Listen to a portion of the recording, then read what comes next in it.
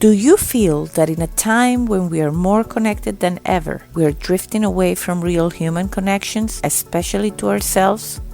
I do. Hi, I'm Leticia Latino, and I want to invite you to join me and my very inspiring guests in exploring ways to reconnect to your essence, to your definite purpose, to what makes you tick.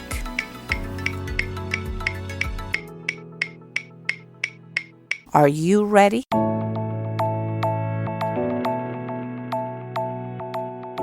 Hello, everybody, and welcome to Back to Basics. With me today is Dr. Deborah Heiser. She's an applied developmental psychologist, a TEDx speaker, consultant, coach, award-winner researcher, and the founder of the Mentor Project.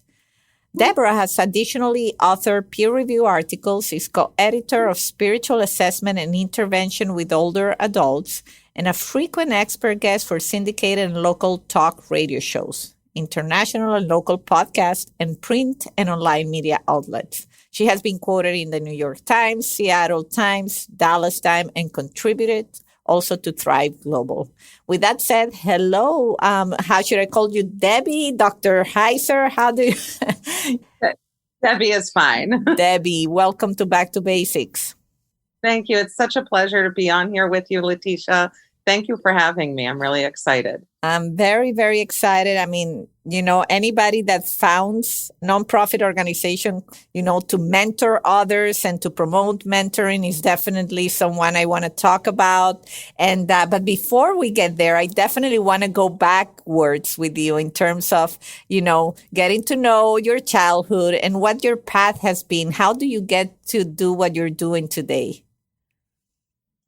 Oh, all the way back to my childhood. That's a long time ago. Yeah, I want to know. I know you're based in New York. Are you originally from New York? No, not originally. I'm originally from Iowa and moved out to New York when I was pretty young. But our family was the only ones here. It's actually quite interesting because the rest were still out there.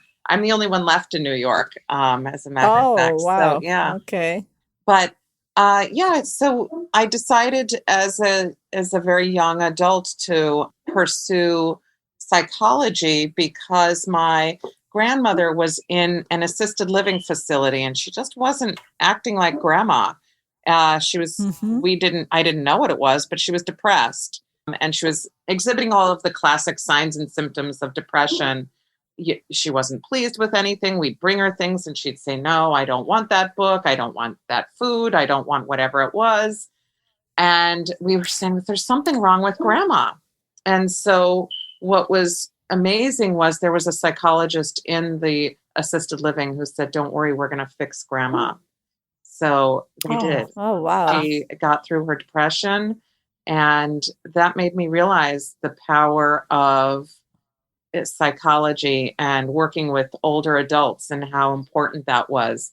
And so I pursued a degree in psychology and then went on to work in the field to see if I liked it. And I did. And then went on to graduate school for applied developmental psychology to go into research so that I could research how to fix grandmas everywhere. But it branched out. I love that. Of all the stories I've heard about, because I'm always very keen on learning the path, just because to identify if there were passions as a child that people had and then they ignored them and then they went on to do something else. And then at some point in your life, you want to reconnect with those passions and what I call making you tick, or stories like you where you were inspired, I think, by something that happened to you and in your family. And then you say, okay, I'll study this and then I'll see if I like it, which is a different kind of approach to what we've heard from other guests. Yeah, I just dipped my toe in at first to see. It was really such a foreign idea, but I don't think that I knew or that even a lot of people understand or realize the power of having a grandmother and how just seeing a grandparent suffer in some way can be a trigger. And it was for me. It really made me have the desire that no other grandma should ever have to suffer with depression. I love it. But also because you were able to identify that there was something that happened in you when you saw that situation that probably you were passionate about. And of course, it was your grandma. But, and I think you're going to be a great guest to have, because recently I've had a lot of young people asking me about, can you mentor me into what should I study? Can you mentor me into which path? Mostly vocational, right? Like they want to know what they're good at. And it's a hard question. And so I think that this is a perfect example as a young person to see, okay, this something resonated with me in this situation. Let me go study it and then research it. You're so right. I was getting pushed down a path to go into business. And I really, I thought, okay, all right, I can do that. And I might have done that and I might have been happy with that. I could have done a bunch of different things, but it really ended up being that I had to go with what my real gut instinct and passion was. And there were no programs at the time. This was in the early 90s. There were no real places to go to work in the field of aging.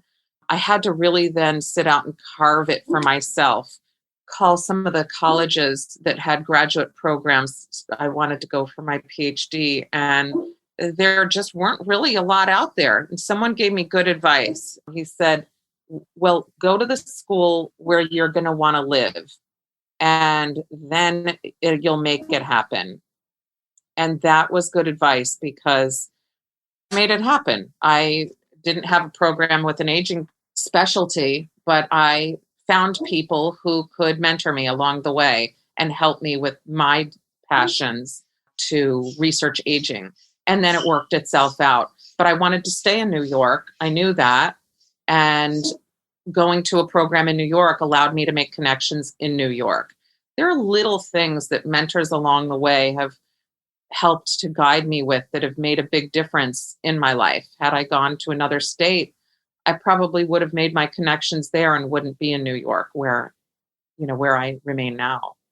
That's powerful. Yeah, I almost instinctively, and I'm pretty sure at some point in one of the other episodes I mentioned. So to my audience there, if you heard this story, I apologize. But but I was sharing at some point that I went to talk to a lot of high school students, mostly women, girls, about what they wanted to study. And I was surprised. It was the first time I mentor young women in telecommunications, which is my industry. But someone asked me to do it at the high school level, which I find very powerful because that you really know you can make an impact in the trajectory of a young person. And it shocked me when I heard that like probably 80% of them wanted to be nurses. And I'm like, why everybody wants to be a nurse? I don't get it, and like almost like if there were three things in the world, you could have been either a teacher or a nurse or business. And it was a revelation for me. And one of the things of the question I started asking is about, tell me about the kind of lifestyle you want to have, and then surprisingly enough, one of them said, well, I love to travel the world. And I said, well, as a nurse, that's probably not the best career if you want to be someone that wants to travel the world. And they realized that they had never seen it from that perspective. And it's kind of the same thing that you're saying right now. It's like that the advice you got is like, okay, where do you want to live? And then you build it around it. And it's also a very kind of not that straightforward approach. You're so right. When we think of our career and what we want to do, a lot of people, when I was growing up, guided based on, well, here's what you're going to be doing for 8 hours of your day in this particular spot. They didn't think of it as working as part of your lifestyle. It's part of your life. It's part of who you are, no matter what job you do. And I think that by getting some of that non-conventional advice like you gave, maybe you'd like to travel, maybe you could go in a career in that direction that allows for that. That means the difference between really getting a lot out of a job or just doing a job. And so I think that the brilliant advice that you gave. Yeah, well, it just came, by trial and error. Well, my dad gave me that advice. I wanted to be a lawyer, and I'm originally from Venezuela. And he told me you have to have a career that is exportable and that you can export anywhere you go, you can use it. And at the time I kind of, struggled with that. But then I studied business, which is what he wanted me to study. And then now I see it. I completely see it. And I pass that advice, down the road, that if you are someone that maybe wants to be, moving from place to place or exploring other countries, it's better to study something that allows you to do that. But in any case, so you went on to do this aging research. I'm curious about what can you share about your findings in the research and I'm sure it's very extensive, but I'm sure you have things that you found out or that stuck with you in the work you did there. Yeah, I started out actually working in a psychiatric hospital, and that was with depression. And that was really pretty exciting work, which made me decide I really want to go ahead and continue on. So the next area that I looked at on my own when I started a research program within a large nursing home in New York City was to look at depression, frailty, all of the sort of areas that one would expect when looking at aging. But the twist didn't come until I was at a conference and someone said, "Hey, why do you study aging?" And I said, "Well, we're helping people to overcome some of the issues like frailty and depression." And he said, "So we have nothing to look forward to in life? Is that what you're telling me?"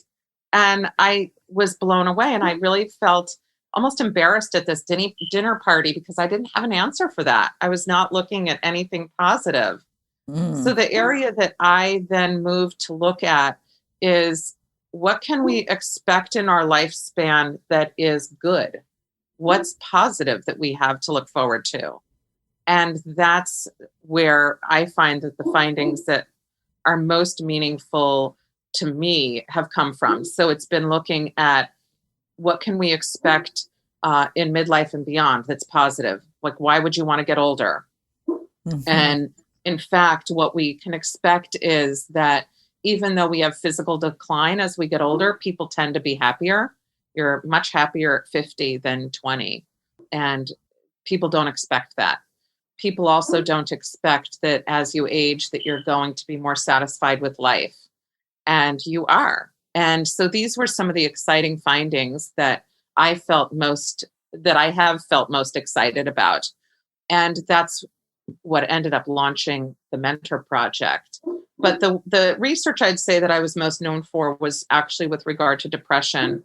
When I started to look at work in nursing homes, I did they call it an externship or a practicum, and you need to go work somewhere in order to, because you're going to be practicing with individuals. So I was placed in a nursing home, and I went around and they were saying how their numbers of depression were so low in this nursing home. But what I was doing was I was looking around, I was saying, wow, it doesn't look like that, but I'm not the expert. I don't know. Okay.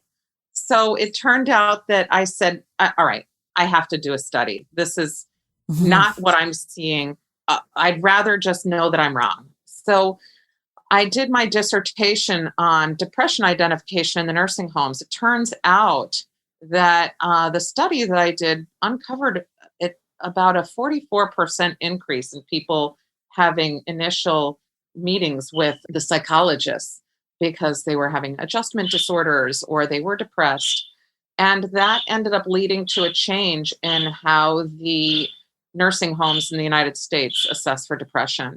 It got written up into an article, and it won an international award because we now look at assessing for depression differently from the governmental standard method that was used before. So that's wow, that's amazing. And if you're listening to this, I mean, Debbie's a TEDx speaker, and I know that the one that you did the main talk is Rethinking Aging, right? It's one. And it's really good. I saw it that it will be on the show notes. I mean, I think this is something that it's so inspirational. I've always told my husband that I feel a connection, of course, with babies. When you see a baby, they're so cute and you feel you want to help. But the elderly, have always triggered something in me. Like my grandmother, she ended up at a nursing home in Italy. They're Italian. And my mom lived in Venezuela, so we had a lot of things. And so I would go to visit them, and I would see all these, grandpas and grandmas, as you would say, alone there and going through life in a way where it's not that exciting, unfortunately. This is in Sicily, in little town. It's not like the retirement homes that you see here, which is like the country club, some of them. This is like, and so I always felt that sweet spot for the elderly, and to think about they were people that had dreams, that had that were active just like we are, and now they're there waiting for the end. It's heartfelt, definitely. Mm-hmm. You're right. I remember when, as a kid, going down to visit my grandmother in Florida, and I was in New York, and we'd get on People's Air. It was like $50 round trip or something. It was so cheap. But wow. I would get to spend hours listening to people tell their stories, all of her friends in the facility where she lived, telling their life stories. And to me, that was the most fascinating thing. Just like you said, babies and older adults just have, they're overflowing with wisdom. And to me, that's really exciting. Absolutely. Same here. It's one of the things I enjoy the most is knowing the story, knowing the wisdom. And, well, I could keep talking about this. I want to move to the mentor program, but I'm going to ask you. So if you had to give advice to anybody that has an elderly, a grandpa or grandma, I've lost all of them, unfortunately, already, but I have my parents that are already like grandpa age. What advice would you give them, especially in these pandemic times? If there was something that you would say to help the elderly with depression and dealing with this new normal, is there anything you can share? Sure. I think the first thing to share is to stay as connected as you can, even a weekly routine. If you can't meet with them in person, to get any kind of visual device. And I know that some people can't do Zoom or Skype, or it's just too difficult for some, but even a phone call is just super important. So staying connected, it's absolutely more precious than people realize. So doing that and telling other family members to be in contact as well. The other thing is to notice. If you notice things that are different, don't slough it off.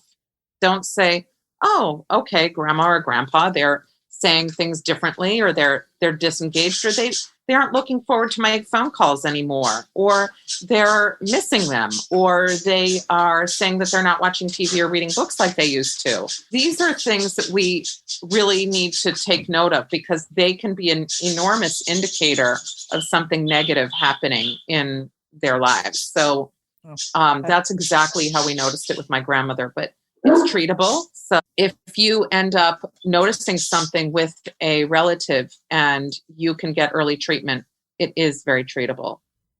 Great. That's, I think, great advice and valuable in these times, because if it's hard for us, I imagine the elderly, and I'm doing, at least with my aunts in Italy, they cannot go out, and we established that. I'm calling them FaceTime every single week, which is something that I didn't used to do. I probably would call them once a month, and it wasn't FaceTime. And thank God that we gave her that iPad a while back, and now she says this is the window to the world. And if I didn't have this, and this is the other thing in fighting a little bit that resistance that some elderly have with regards to using the device, I say, make it easy. I put 2 icons on her iPad, the Facebook one, and, and she likes a solitaire. But in any case, make it, okay, this is really easy for you to use. And I'm so happy we set her up that way. It's such good advice to do the icon. And pretty much everyone likes solitaire that I've ever met. Right. Everyone loves solitaire. So yeah, absolutely. But every older adult who I've been in contact with, so 80 or older, even, solitaire, big email icon, and a big Skype or whatever your Zoom or whatever icon you can have there. Great. Yeah. I'm glad we talked about this, because I think there's people there that can, if you're listening to this and you have an elderly, there you have an action item to make their life a little bit easier and more connected in this tough times. So let's move to the mentor program. I mean, I was so amazed, besides reading all the amazing work you've done and amazing background. Then you founded the mentor program. And you help people connect with the mentorship, or you help people to become a mentor. So I don't want to steal the show, but tell me about this amazing project. it's the Mentor Project, and it was started because I was realizing that people were in need of. There were people who were saying, "I want to mentor, but I don't know where to go. I don't know how to give back. I'll look like a weirdo if I go out and I try to mentor kids in STEM off the street or in schools and say, hey, can I mentor you?" So we started the Mentor Project thinking it was just going to be a really small program. It turned out that, in fact, it grew legs so quickly that we went from 10 mentors last January to more than 70 at the end of December. And we have a waiting list for people to move further. So we're really growing quite rapidly. People love giving back. And the reason they love giving back is because they're leaving a footprint. They're leaving a legacy. They're able to choose who and where and how they want to pass on their skills and their knowledge and their expertise. So we're really seeing that this is moving forward quite rapidly. What we do is we put experts in fields in STEM, arts, finance, law, business, with kids around the world. We're global now. So what we have are in-school presentations that we would give prior to the pandemic. And now that we're in the pandemic, we've been doing everything virtually. So we have more than 200 videos that we've created that are on YouTube and on our website. We do live streaming on Facebook. So kids in Africa who are not able to access the web in the same way, they're able to go on social media, but web access costs money. So we have that available so they can download and take it where they want. We're in laundromats, libraries. We serve kids who are pre-K all the way through university. Just this past year, we also helped one 17-year-old get his first ever provisional patent. That just came through not long ago. That was free. That was free assistance. Everything is free, by the way. All of our mentors, every single person who works with us and who mentors gives back for free. And the other great thing is we just had a hackathon where we paired up with kids in Buenos Aires and the United States, and they didn't know each other beforehand. We mixed the groups so that they were working together. It wasn't friend groups coming together. And 2 of the 4 teams their projects are being looked at by a very large law firm to have their ideas patented and rolled out into potential apps and businesses. So we really did not expect that, but we realized that when you bring elite mentors to kids with ideas, that's what makes the difference between a really cool idea and one that has life-changing legs. So that is so powerful. Yeah. Especially because I think, and I was going to ask you, to say who can go and maybe try to apply for the program. I say these kids that are asking me, what should I study? Like, are these are high school kids. So for what you say, you go with did you say pre-K? Yes. We have a puppeteer who makes shows using puppets and storytelling. And so we start it at that age so that kids already that's amazing. That you can make things out of household items and make it into a story. So after this podcast, you may end with 2 new clients. I have my 2 children and a new mentor. Absolutely. How old are your children? Mine are 6 and 10. But yeah, my 10-year-old, he's always looking for the new idea to patent, and he's very active, and as a matter of fact, my episode 100 is going to be with Seth Godin. Wow. Yes, and so this is going to air a little bit ahead of that, so you're going to get that, but we taped it already, and he gives amazing feedback because I asked him that question specifically. So if you're listening out there, you're going to have to listen to episode 100 to see what he said. But one of my questions to him, being the great marketeer that he is, is like, as a mom of a 10-year-old and a 6-year-old, what should I be instilling in my kids? Because, he talks a lot about schooling and the traditional method of schooling, and I'm 100% with him in a few things. And it's funny, but, it's not that far away from what you're saying, like partnering with people that, talents, mentors that have skills, and then nurturing. So my husband yesterday bought the first gaming computer for my son, but not to play. He wants to code. He wants to learn to code, and say, okay, if he wants, let's see how long it lasts. But the fact that he has that curiosity, you want to make sure that you instill in them and give them the tools to explore it. You're saying exactly what Bill Cheswick said.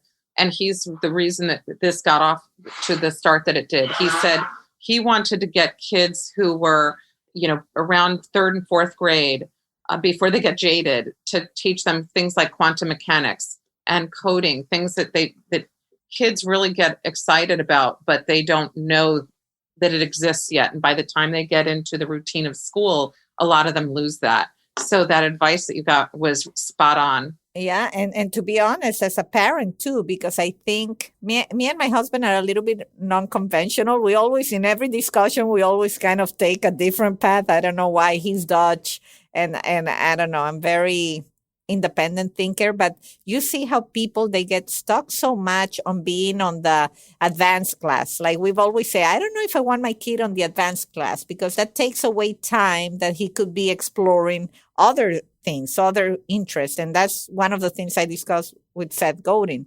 And people look at us like, are you crazy if they can be in the AP? Like the parents go fight at school because sometimes they think their kids belongs there. And it's that kind of competition through their kids into what kind of career they study and what kind, like it reflects on the family and on the parents. And I think it's a very dangerous hook to bite when you think like that, because then maybe you're stripping your kid from the strongest talents he came with. You're right. I talk about in the TEDx talk also, you're exactly right. That's 100%. We live our life by boxes, checking boxes. So we have an expectation of what we're going to go through. And it starts very young, that you take the advanced classes because that's going to get you into the better class in high school. That's going to get you into the better college. That's going to get you into the better job. We spend all of our time checking boxes without looking around ourselves and without getting a real concept of our surroundings. And by the time we hit midlife, we say, oh, wow, where am I? What do I, what have I done? What's next? What do I do now that I'm an expert in something?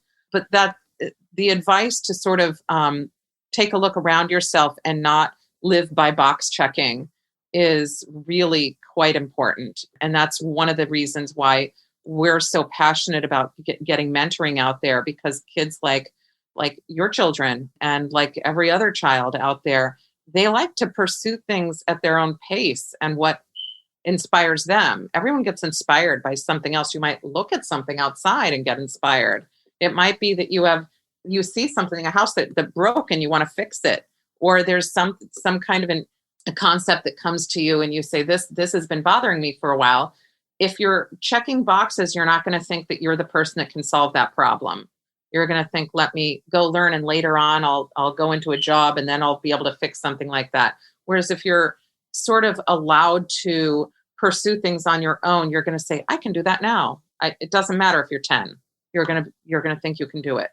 Yeah, absolutely. And I interviewed one of my very first episodes, and now we're almost at 100. So now I cannot name exactly which one, but I could if I go into it.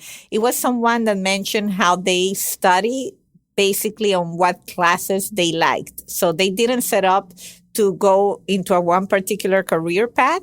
He took the classes where he liked the teachers or professors the most. And he said, okay, I would go, I chose a school and then I chose the classes that I wanted to take based on what I liked the most. And then it got to a point, sure, that he had to fulfill certain curricula.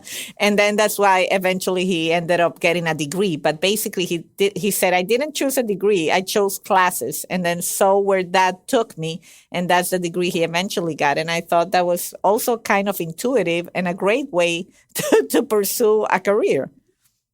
Absolutely.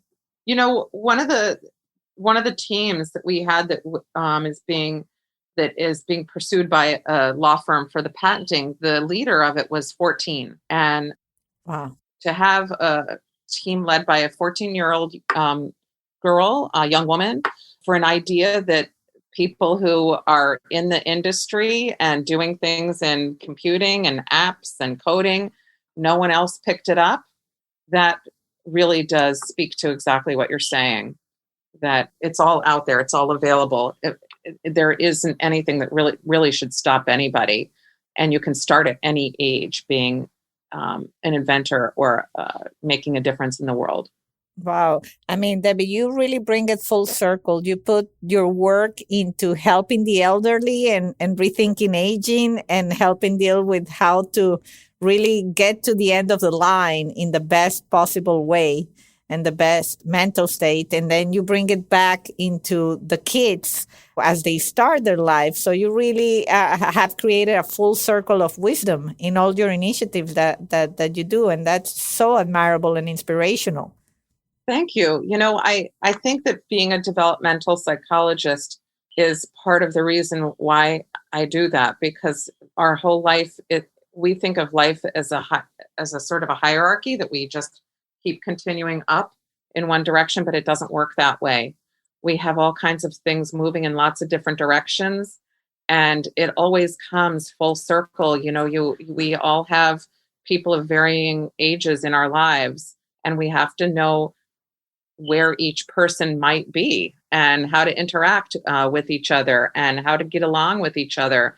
And if we know that every age has a superpower to it, then that's what the benefit is. And kids do have superpowers.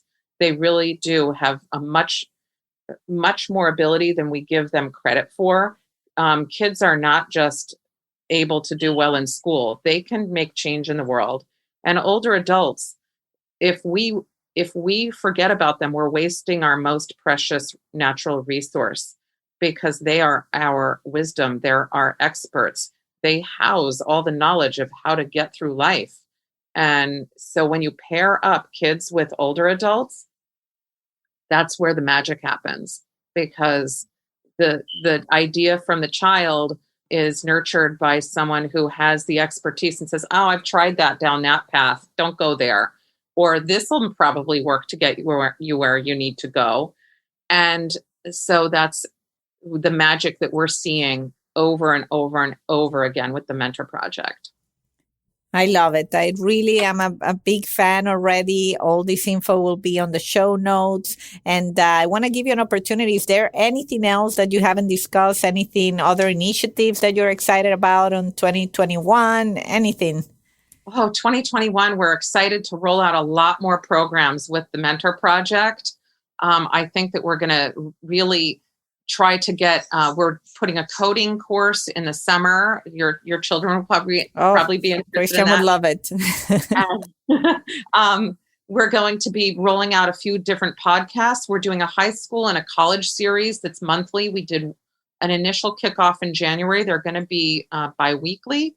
And what we're going to do is, our first one was Charlie Camarda, the astronaut, came on, and kids from college were able to go in and network with him. But then we also put them with kids they've never met, so they can learn how to network with each other, because most people only think to network with those who can help them hierarchically.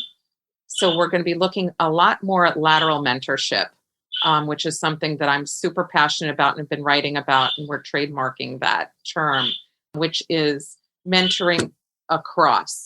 Mm-hmm. So I guess that you should be expecting a little more writing and a lot more talking about lateral mentorship and the power of that.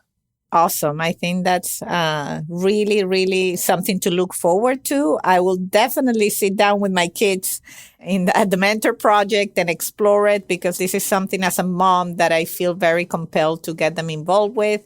And I cannot end my interview without asking you the one question I ask everybody, which in your case to me is very obvious. There are some interviews that is almost redundant, but I always ask people what makes you tick. So besides what you share with us and the work you do, in the moments where you feel down, I always try to help my audience realize that there's the highs and there's the lows, and there's times where we feel so connected with what we do and what really represents our essence, and there's times where we really cannot tap into it.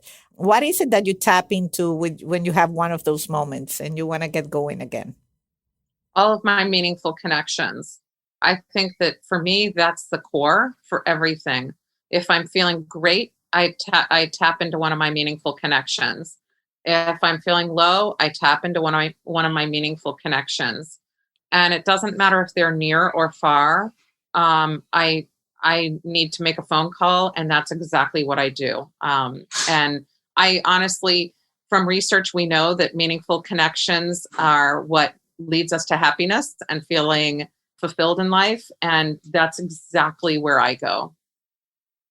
Well, that's great to hear, because I kind of sometimes do the same thing. I use other things, but I rely a lot on that. And people that know you also remind you of things that you sometimes allow yourself to forget in the journey. So yes, that's great advice. I thank you for that. I thank you for all the amazing job you're doing, and I'm a big fan.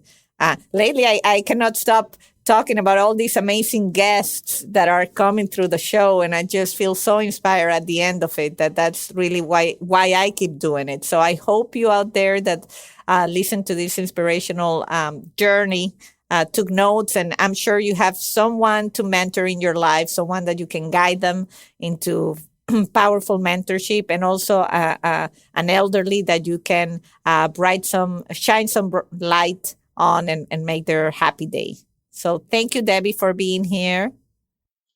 Thank you so much for having me. This was a pleasure speaking with you today. And I can't wait to listen to all of your podcasts. Oh, that's very sweet.